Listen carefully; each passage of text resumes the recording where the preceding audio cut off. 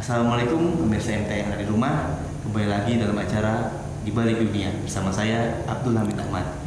Sekarang saya sudah di Masjid Mubarak Sendang Barang. Sekarang saya akan ngobrol-ngobrol sama Pak Apip. Kebetulan saya sudah buat janji sebelum Pak Apip melakukan acara malam Amsor. Yuk, bagaimana detailnya ikuti saya. Bapak Apip Herianto lahir di Sukabumi 15 Juli 1975.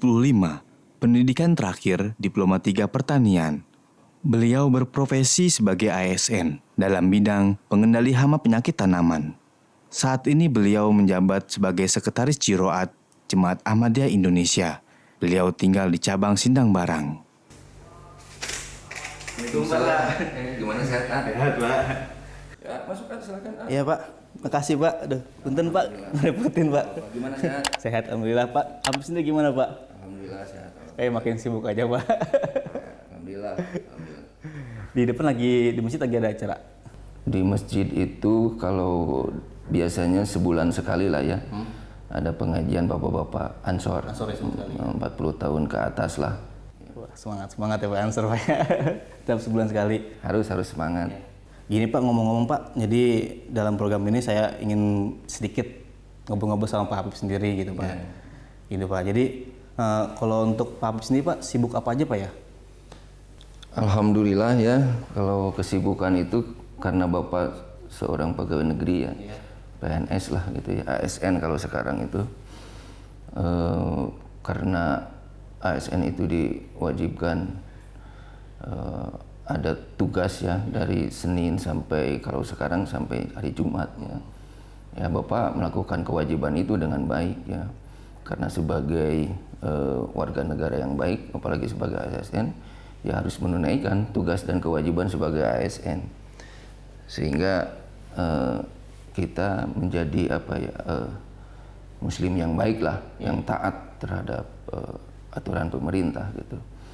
Nah selain itu, alhamdulillah yang lemah ini saya dikasih amanat ya, ihsan ya, kebaikan dari Allah Ta'ala untuk memegang satu jabatan lah, kalau disebut jabatan ya, Sekretaris Jiroat kalau di jemaat itu, Sekretaris Jiroat ya. Dari pertama sih kalau di bidang keorganisasian bapak di cabang itu dulu di Parakan Salak, pertama Jiroat juga sama. Oh, berarti Bapak udah pengalaman di cabang dulu? Oh iya, di cabang Jiroat berapa periode lama lah, sampai pindah ke Bogor ke sini. Alhamdulillah di Bogor juga pertama itu jadi Jaim Ansor. Jaim Ansor. Ini masjid dulu waktu bapak kuliah belum seperti ini keadaan. Dulu tahun berapa tuh Pak kira-kira? 95-an lah. 95. Sindang Barang masih. Saya masih SD. Iya. Nah, mungkin ini satu kasih sayang Allah Ta'ala aja gitu ya, sehingga bapak bisa bisa mengabdi di jemaat ini.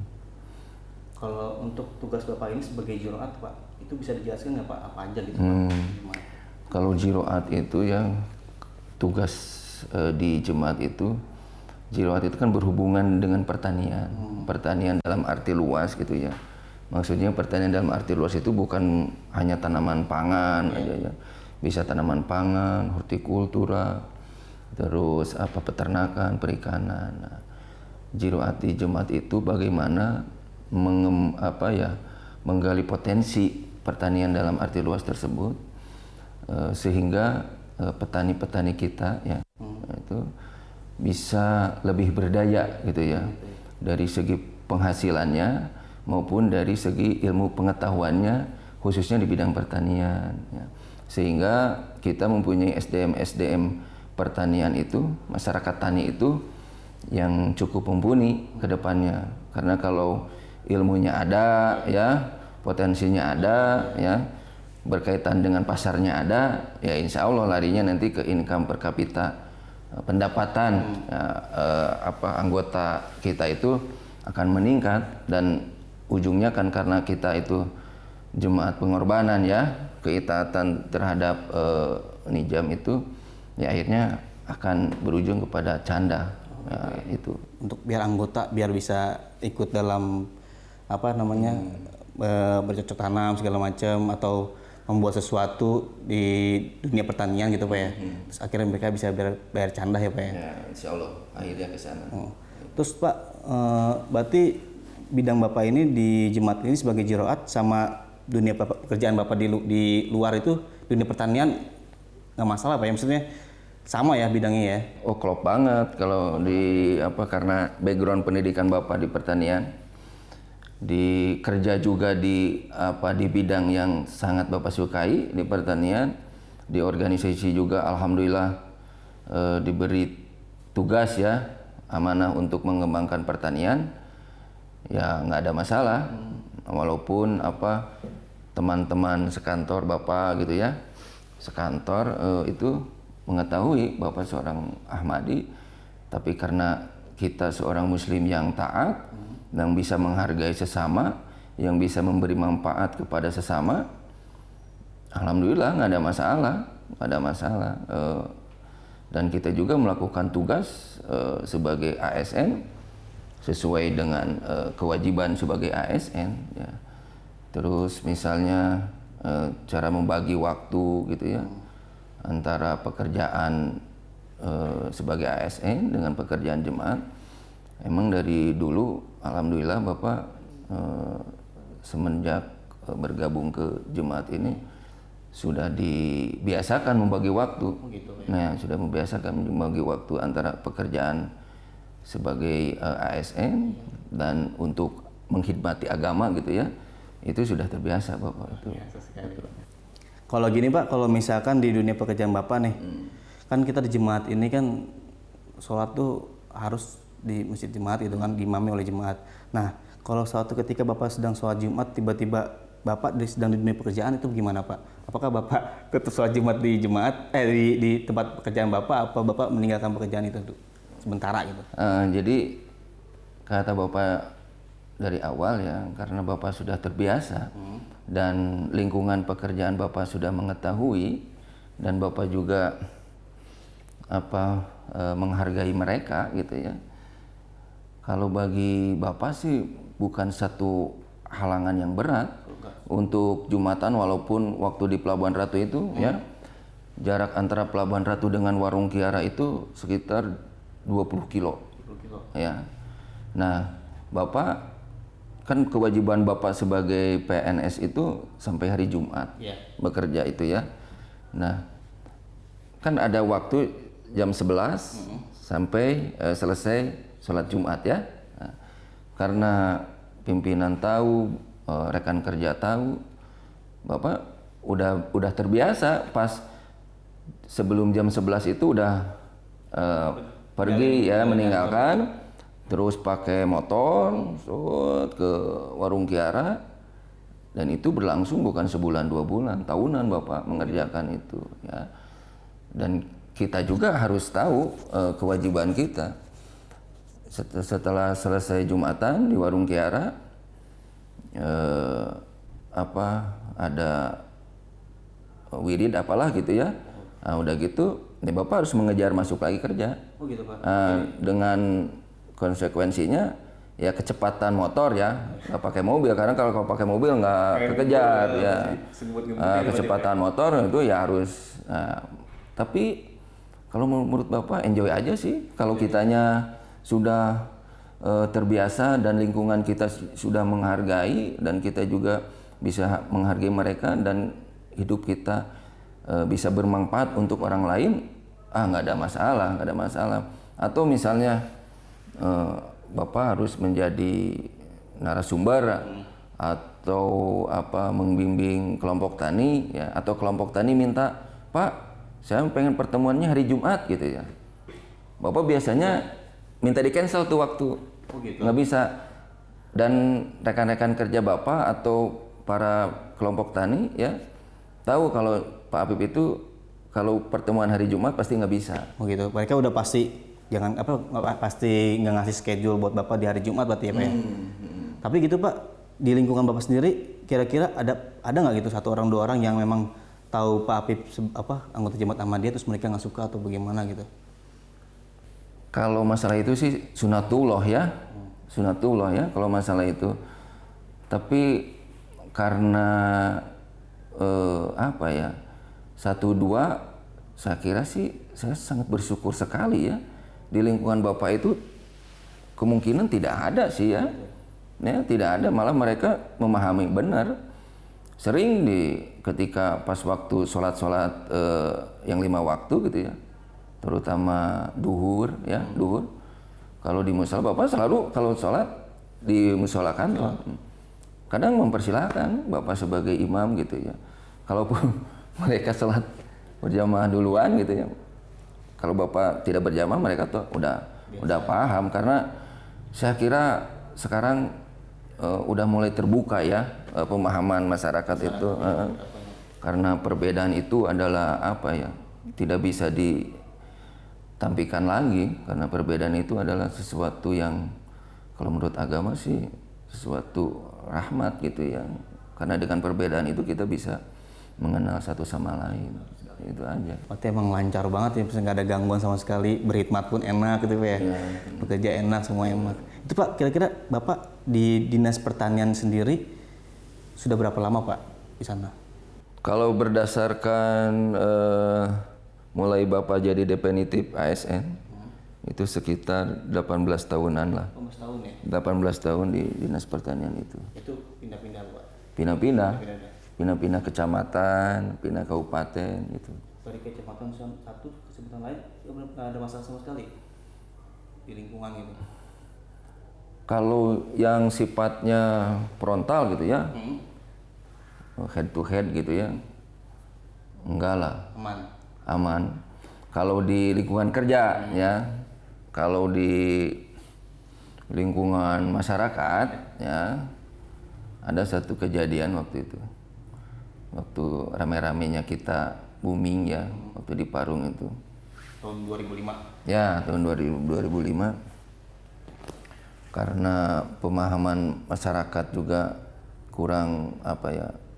Sebenarnya sih kalau masyarakat sekitar Bapak itu mereka sangat toleran ya. Itu pernah ada penolakan, bukan penolakan secara masyarakat umum, tapi orang luar. Ada bukan orang luar, ada tadi itu kata AA ya, 1-2 orang lah yang ngompori. Tapi karena kita menjalankan contoh uswah terbaik yaitu Rasulullah SAW, di lingkungan itu kita harus bermanfaat ya, bermanfaat sama orang lain, tetangga misalnya ya, yang terdekat, bagaimana kita mengkhidmati tetangga ya, bagaimana kita mengkhidmati lingkungan. Ketika masjid di sekitar kita membutuhkan dana untuk pembangunan masjid, kita berkorban. Pokoknya kita itu harus kalau prinsip Bapak ya, kita itu harus bisa bermanfaat untuk orang lain. Terserah golongan agama, no problem kalau Bapak itu ya. Sehingga ketika ada 1-2 orang yang mengusik keyakinan Bapak, maaf ya. Nah, orang yang lain itu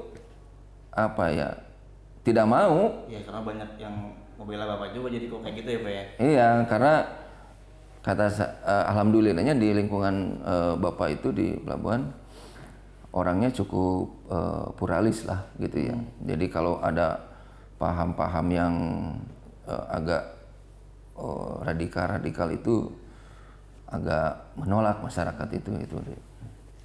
Oke Pak, kembali lagi ke Jiroati Pak ya. Kira-kira Pak, anggota jemaat Indonesia ini itu berapa persen kira-kira yang minat dengan Jiroat sendiri Pak? Dunia pertanian apa ya? Gini ya, kalau kita bicara masyarakat Indonesia karena masyarakat agraris ya, karena di jemaat juga kebanyakan orangnya masyarakat agraris deh. Setelah Bapak kalkulasi itu anggota kita itu hampir 80% itu masyarakat tani. 80% itu masyarakat tani anggota kita itu. Terus itu sangat tersebar sih sebenarnya masyarakat tani di anggota di jemaat ini ya. Kalau di perkotaan itu sangat sedikit sekali deh ya. Kebanyakan di jemaat-jemaat yang di pedesaan ya masyarakat tani itu. Kalau di perkotaan minat taninya gede di perkotaan itu, tapi kebanyakan karena lahannya sempit ya kita diarahkan untuk vertical garden lah gitu ya. Misalnya hidroponik kayak gitu atau tanam di polybag gitu ya. Arahnya ke sana. Tapi semua juga insya Allah ke depannya bisa digarap lah masalah pertanian di jemaat ini. Terus Pak, ada nggak tuh Pak dari sekretaris Jiroat sama Sawit Jarot itu ada sinerginya nggak tuh Pak? Oh itu mah sangat sangat harus bersinergi. Karena gini deh, kalau pertanian itu kan menghasilkan bahan baku, bahan mentah nih, ya. Kalau Sanatwati Jarot itu adalah kalau di pemerintahan itu dia mengembangkan UKM lah, usaha kecil masyarakat ya, UKM. Nah UKM itu kan biasanya mengolah dari bahan mentah menjadi bahan jadi, misalnya pertaniannya menghasilkan singkong, ubi kayu, ya. Nah, kita Jiroatnya pengembangannya bikin keripik singkong, ya. Itu mah wilayahnya wilayah Sanatwati Jarot. Ya. Sanat Jarot mau dijual gimana? Kalau di PB itu Pak Irfan. Nah, yang Hudam itu ya, yang pionir itu ya. Wah, bagus tuh. Hudam seperti itu semangat, ya. Nah, itu harus berkaitan karena pertanian itu harus terjual. Salah satu caranya bukan caranya itu aja ya. Salah satunya itu Sanatwati Jarot. Dengan Sanatwati Jarot itu dia bisa mengembangkan, memasarkan hasil produk pertanian. Kalau nggak match itu akan timpang. Iya, jadi nggak ada hasilnya jadinya. Iya, percuma. Bahan hasil panen melimpah, nggak bisa dijual misalnya ya, nggak ada pemasarannya, ya percuma aja gitu. Terus Pak, dari anggota jemaat sendiri itu minat paling banyak di Jiroat itu apa aja Pak? Oh, di bidang pertaniannya maksudnya. Jadi kalau setelah Bapak petakan gitu ya, setelah Bapak survei ke jemaat-jemaat gitu, ada 3 komoditi yang sangat diminati oleh anggota kita di pertanian. Pertama, komoditi pangan itu udah pastilah ya. Misalnya komoditi pangan itu padi sawah khususnya ya. Terus kedua, hortikultur, sayuran hortikultur itu ya. Terus peternakan khususnya di sapi dan kambing. Jadi 3 produk pertanian itu yang sangat diminati ya. Kemarin Bapak ke Manislor ya, ke sana survei juga untuk kegiatan Jiroat di sana. Alhamdulillah responnya sangat antusias sekali, sangat besar.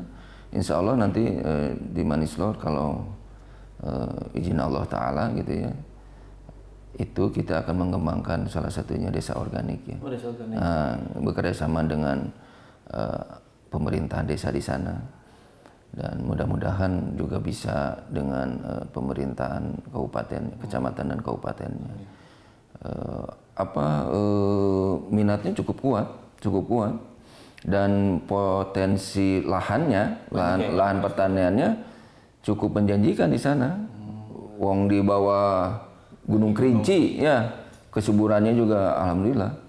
Terus Pak, dari Sanatwati Jarot sama Jiroat itu kan sudah bersinergi ya Pak, sudah kerjasama. Itu ada hasilnya nggak Pak dari kerjasama itu? Alhamdulillah ya, sekarang karena Pak Irfan itu cukup aktif ya, dia kan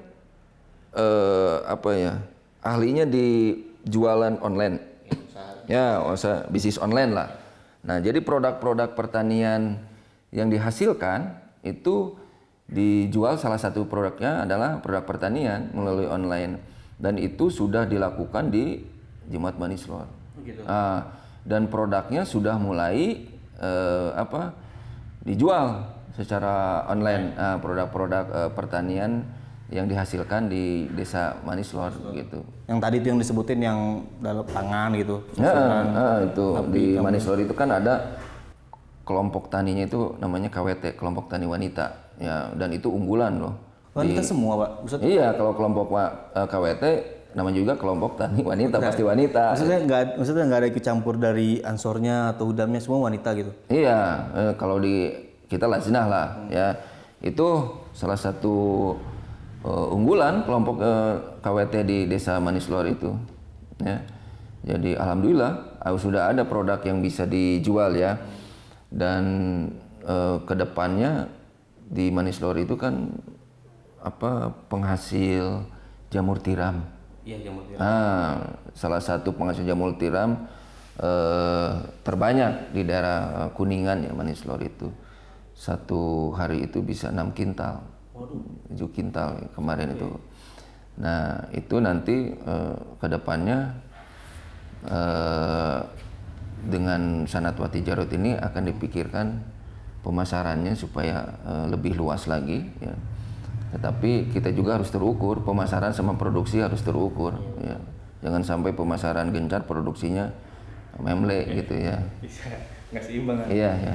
Itu targetnya setelah Manislor tuh, Pak, itu ada rencana lagi nggak, Pak, di mana gitu, Pak? Oh iya, jadi gini ya, kalau mengembangkan pertanian itu tidak instan. Nah, jadi sumber daya manusianya, petaninya khususnya ya, itu harus ditingkatkan dulu ilmu pengetahuan pertaniannya. Makanya kalau berpikir meningkatkan produksi pertanian, kalau sumber daya manusianya tidak ditingkatkan, ya itu akan sulit karena teknologi itu memerlukan kecerdasan, ya. Alih teknologi itu ya memerlukan kecerdasan. Nah, itu rencananya Bapak selain program-program yang lain, ada yang namanya pelatihan petani khusus di bidang budidaya tanamannya gitu ya, sehingga masyarakat tani kita mengetahui cara bertani yang baik dan benar ya. Itu kan kebanyakan nanam satu tanaman hasilnya pengen banyak ya, tapi tanamannya misalnya nggak dipupuk, jarak tanamnya juga nggak sesuai ya, iya tanahnya nggak cocok, kan itu nonsen ya, nggak bisa lah seperti itu. Makanya petani-petani kita insya Allah nanti akan diberi pengetahuan ya, namanya sekolah lapang. Kalau di petani itu di dunia pertanian itu namanya sekolah lapang.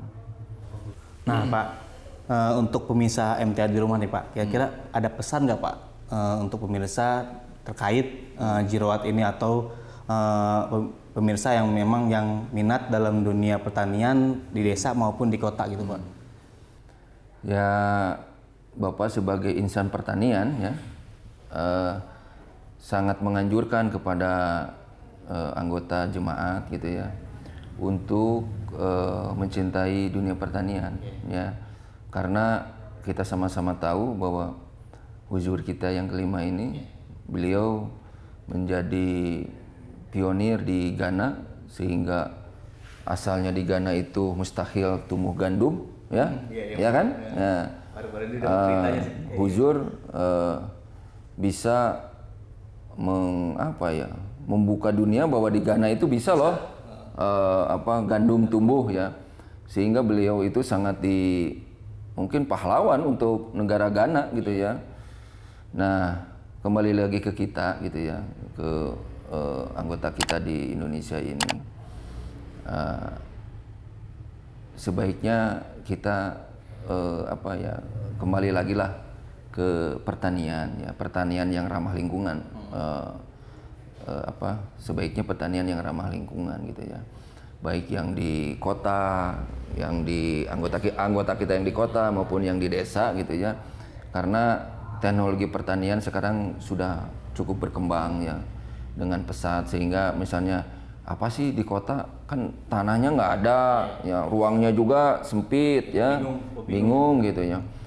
Tapi kan kita bisa melihat contoh-contoh yang sudah ada di Jakarta, misalnya gang yang begitu sempit bisa asri ya, dengan tanaman tabula pot misalnya ya, Tabulat itu tanaman yang di pot gitu ya, dan bermanfaat gitu ya.